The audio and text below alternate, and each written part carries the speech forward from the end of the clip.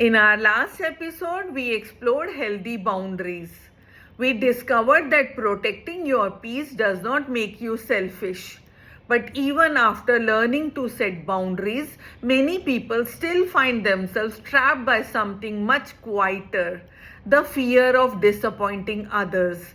It is an unusual fear because disappointment is part of every relationship. No two people agree all the time. No two people want exactly the same things. So, why does someone else's disappointment feel so unbearable for some people while others simply accept it as part of life? Maybe you have experienced it. Someone's tone changes. Their reply is shorter than usual. They seem distant.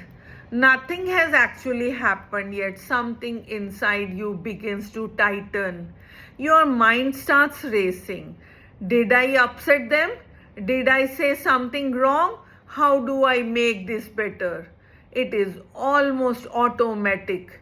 Before they have explained how they feel, you are already trying to fix it. Most people call this overthinking, but often it is something much deeper. It is a nervous system that learned long ago that someone else's emotions were never just their emotions. They felt like your responsibility. As children, we do not understand the emotional lives of adults. We simply experience them. When the people we depended on were upset, we searched for a reason. And because children naturally see themselves as the center of their world, many quietly reach the same conclusion: maybe it's me.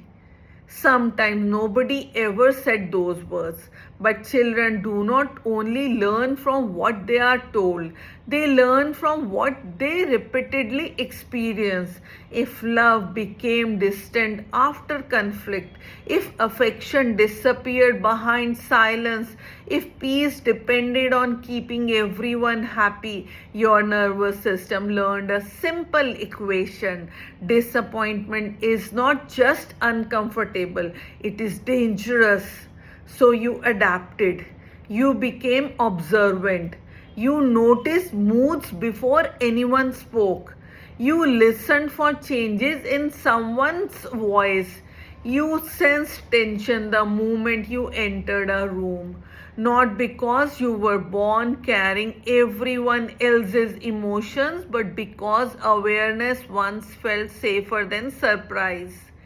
Years later, the environment may have changed, but your nervous system is still trying to protect you from a danger that no longer exists. That is why someone else's disappointment can feel much bigger than the moment itself. Your body is not only responding to today, it is responding to every yesterday that taught you what disappointment meant. Healing begins when you recognize that difference. Someone can feel disappointed without you being responsible for fixing it. Someone can disagree with your decision without you becoming a bad person. Someone can wish things were different and still care about you. For many people, this is one of the hardest truths to believe because they spend years confusing disappointment with rejection. But they are not the same. Disappointment is an emotion. Rejection is a story your nervous system learned to tell, and healing slowly rewrites that story. It reminds you that another person's emotions belong to them. You can listen with compassion without carrying responsibility. You can care deeply without abandoning yourself. You can let someone experience disappointment without believing you have failed them. Perhaps real healing is not learning how to avoid disappointing people.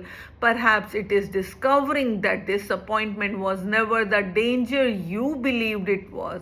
And maybe for the first time, you will realize something your younger self never could: Someone else's disappointment does not define your worth. In our next episode, we will explore why asking for help feels so uncomfortable, why so many capable, caring people find it easier to carry everything alone than to simply say, I need you. Until then, remember this: you are not only responsible for protecting everyone from disappointment. You are only responsible for living your truth with kindness.